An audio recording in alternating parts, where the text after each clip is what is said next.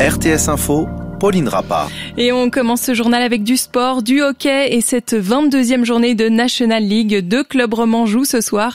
Ambri Piotta reçoit Genève, Bienne, Langnau.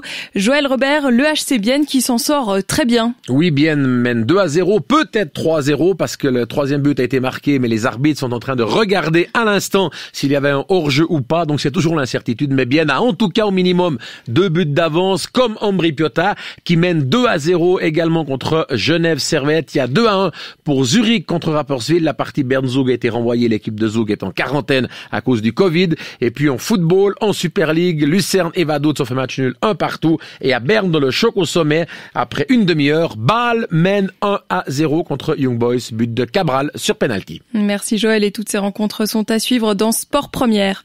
Au Masters de Londres en tennis, la 2e demi-finale commence maintenant. L'Espagnol Rafael Nadal face au Russe Daniil Medvedev pour une place en finale demain contre l'Autrichien Dominic Thiem qui a battu tout à l'heure le Serbe Novak Djokovic.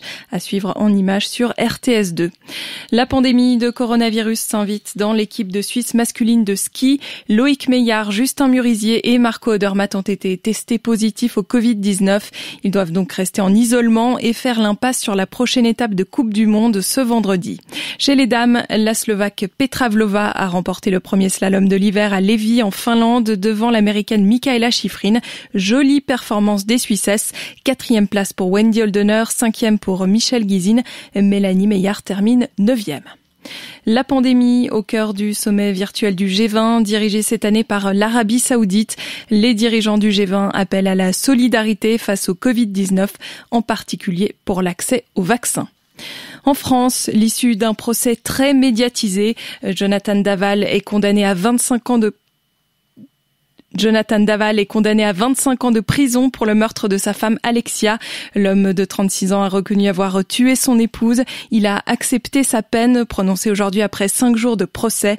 Le parquet avait demandé la réclusion criminelle à perpétuité. Au Burkina Faso, l'opposition affirme aujourd'hui qu'une fraude massive est en préparation à la veille de l'élection présidentielle. Elle prévient qu'elle n'acceptera pas des résultats entachés d'irrégularité. L'armée suspend temporairement sa collaboration avec l'association de soutien, de gestion et de promotion de la patrouille des glaciers. Le département fédéral de la Défense indique que l'association a des problèmes internes et l'armée aimerait bien qu'elle les règle. Selon la presse romande du jour, des questions se posent notamment sur la gestion financière du comité directeur. Météo, du brouillard cette nuit, parfois givrant. Demain, traditionnelle bande stratus sur le plateau avec un sommet vers 800 mètres. Stratus qui va se dissiper en bonne partie vers midi. Autrement, un soleil généreux du Léman au Valais, quelques nuages élevés sur le plateau et en Ajoie. Température en pleine comprise entre -4 degrés à l'aube et 8 au cœur du jour. La fièvre, tous les